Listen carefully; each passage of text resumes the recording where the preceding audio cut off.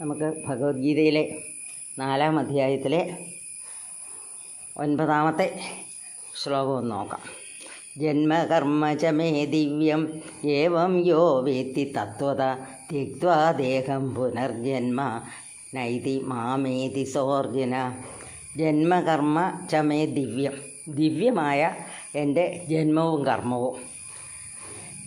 ഏവം യോ വേത്തി തത്വത, എൻ്റെ ഈ ദിവ്യമായ ജന്മവും കർമ്മവുമൊക്കെ താത്വികമായിട്ട് അറിയുന്നവർ.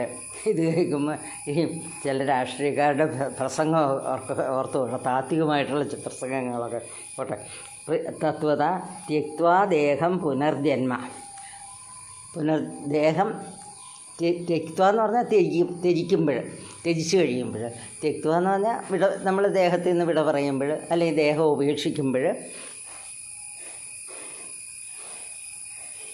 എനിക്ക് നൈതി പുനർജന്മം നൈതി, പുനർജന്മം ഉണ്ടാവില്ല. എന്നെ ഈ താത്വികമായിട്ട് എൻ്റെ ജന്മവും കർമ്മവും എന്ന് വെച്ചാൽ എന്നെ ശരിക്കും മനസ്സിലാക്കുന്ന ഒരാൾക്ക്, ഒരു തത്വജ്ഞാനിക്ക്,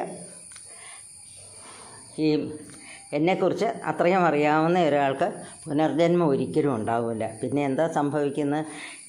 എന്നെ തന്നെ പ്രാപിക്കുന്നു, അതായത് ഭഗവാനിൽ തന്നെ ലയിക്കുന്നു. ഇനി അടുത്തത് 10-ാമത്തേത്. വീതരാഗഭയക്രോധ മന്മയാ മാമുപാശ്രിത ബഹവോ ജ്ഞാനതപസ ഭൂത മദ്ഭാവമാഗത. വീതരാഗഭയക്രോധ.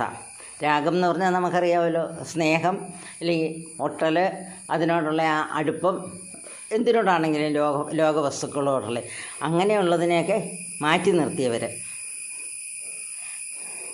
പിന്നെയോ മന്മയ മാമുപാശ്രിത, എന്നെ തന്നെ ശരണം പ്രാപിക്കുന്നവർ, എന്നിൽ തന്നെ മുഴുകിയവർ. കാരണം ഈ ലൗകിക ഭോഗങ്ങളെയൊക്കെ അകറ്റി നിർത്തിയിട്ട് എന്നിൽ തന്നെ മുഴുകിയവർ.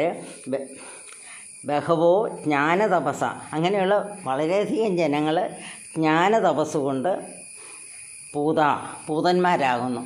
പൂതം എന്ന് പറഞ്ഞാൽ എന്താ? അവർ പരിശുദ്ധരാകുന്നു.